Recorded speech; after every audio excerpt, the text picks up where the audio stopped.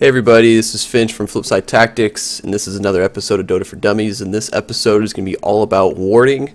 The 5 W's, who, what, where, when, why of warding, and accompanying me today on the Crystal Maiden, Loudmetal, my cohort from Dota Insight. How's it going? Pretty good, pretty good. It's great to have you here. So people who don't listen to the show and don't know who he is, he plays support on his team, and I'd say you're a support specialty player, and that's your favorite role, and you know quite a bit about warding, so it just worked out perfect having you on this episode to talk about warding and kind of like, you know, all things about warding to help people out. It's one of the more important aspects of the game, and I think a lot of people write it off as something that's not that important, when in reality it's probably one of the most important. So right away, who should ward? Can you answer that question?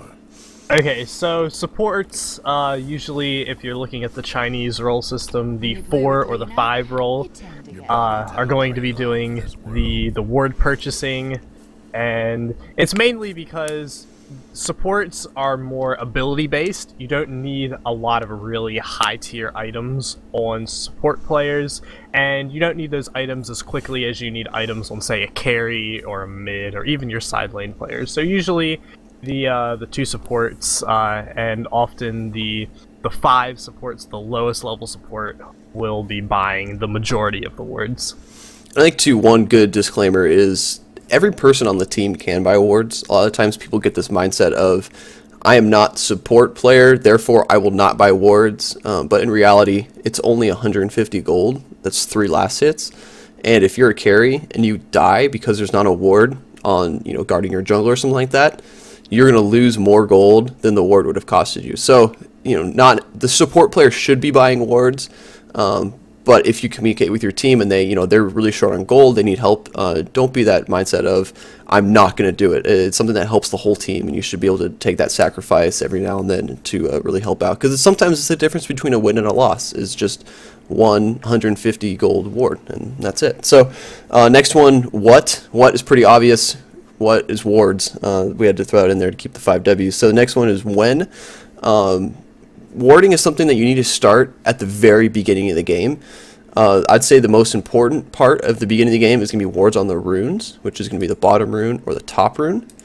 And actually, why don't we head over there and we'll do that one first. We'll drop we'll start with the runes, and then we'll work our way towards the site in the jungle. But why is it important for the support player to get the rune warded early?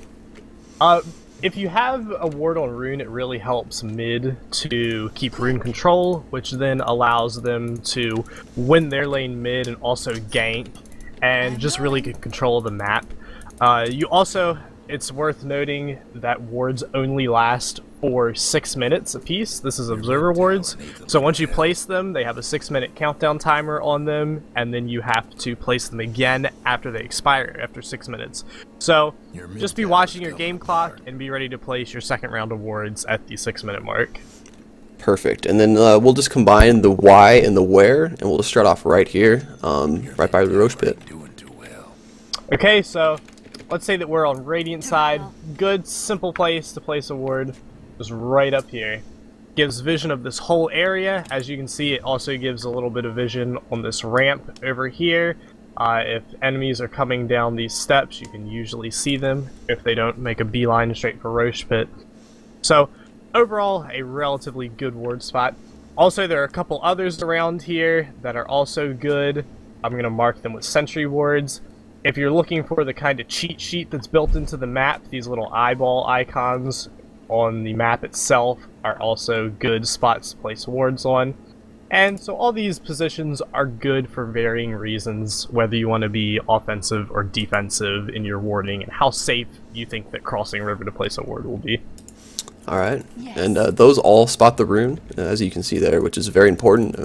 Rune control is what's going to help your middle player win middle.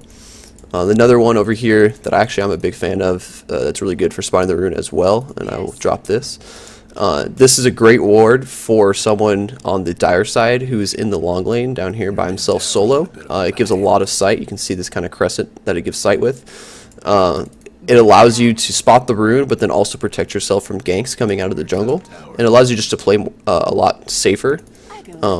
This is kind of more of a dire ward, correct?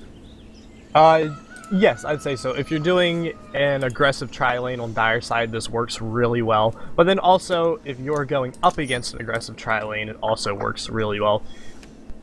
Perfect. So let's go last one. I'd say on the Radiant side is over here on the high ground for sight.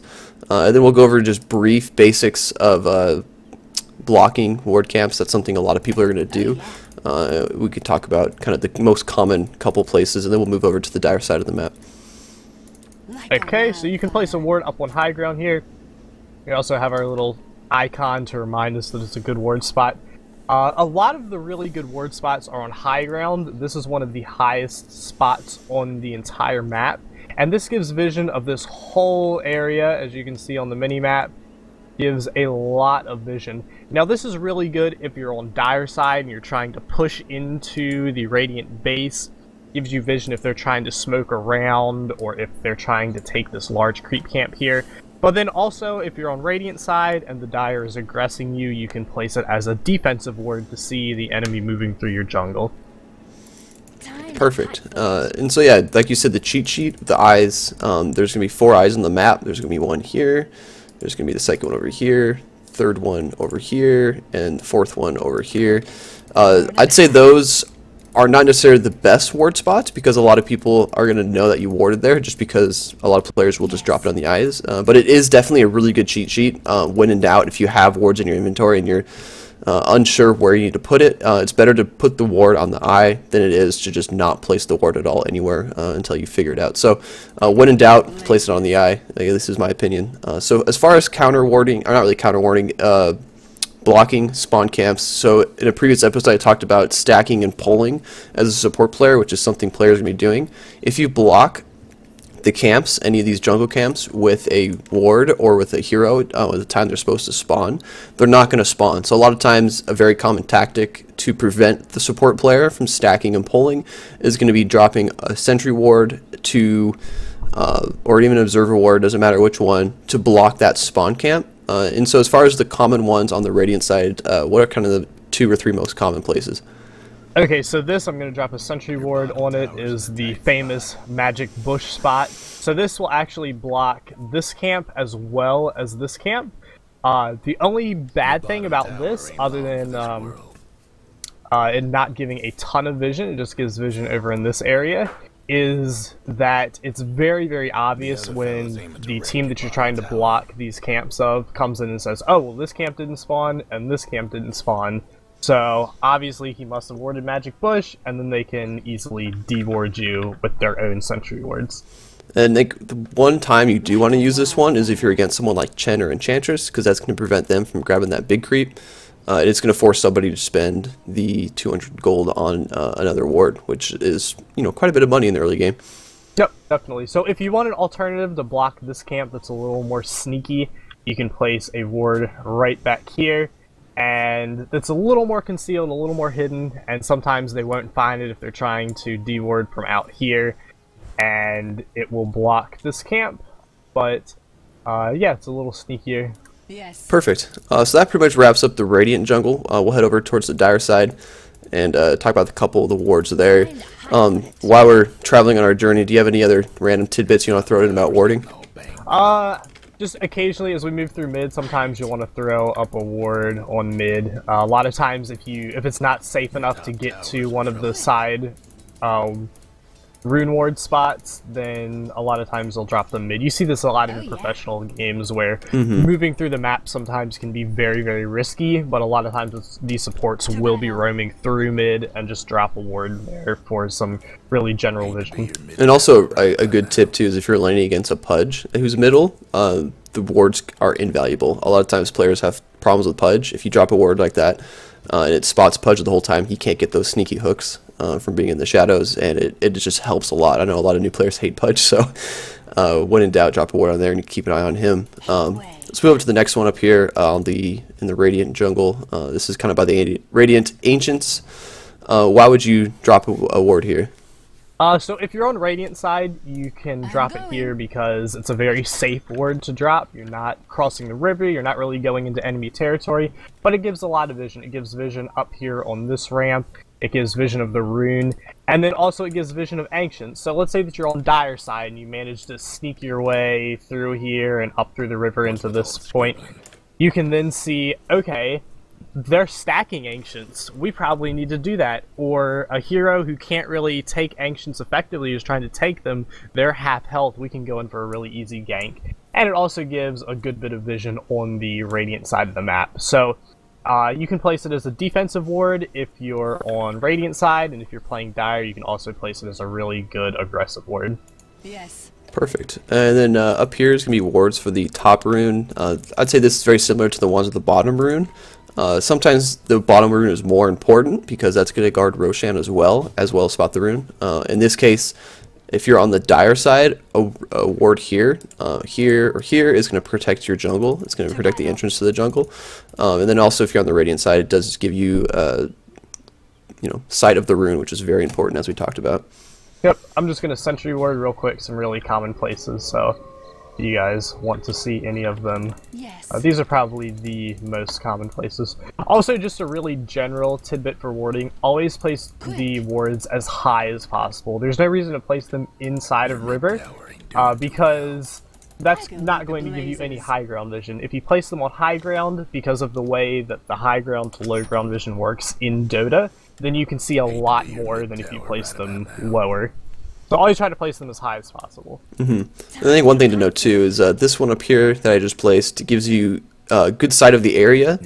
But if you're on the Radiant side and you drop one up here, it's going to also give you sight of this creep camp. So if you have an enemy jungler on the other team, you can spot them when they head over to this camp. It sometimes can be very useful. Burn a path. And then are there any other various ones in the Dire jungle other than the high ground one, which we'll head over to in a second?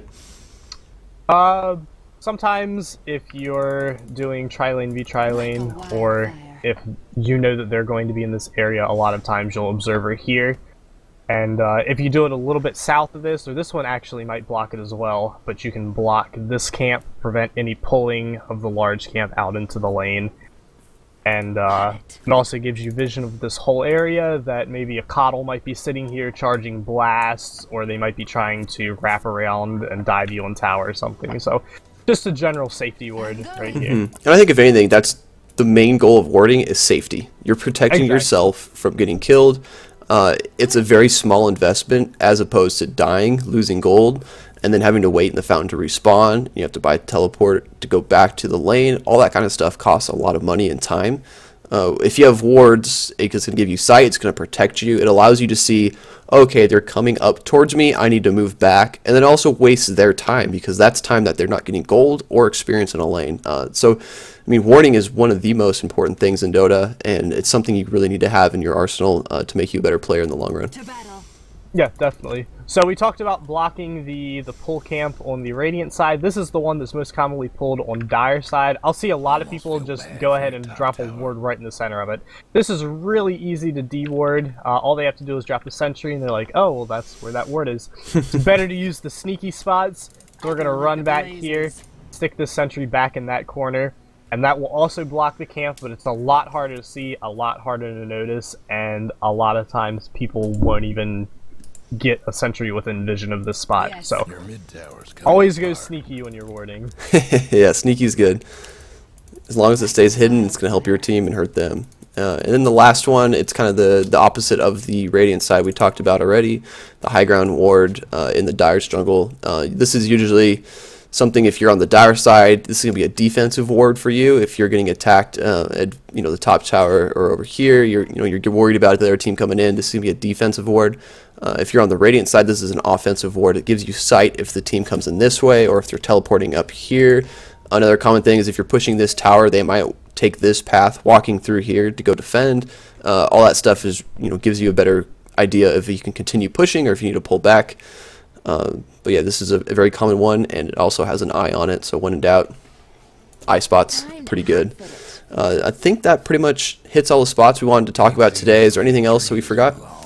I think that's pretty much all. Warding, it seems really, really daunting when you see those maps with tons and tons of spots all over it, and there'll be different colors, and there's like 50 of them all across the map.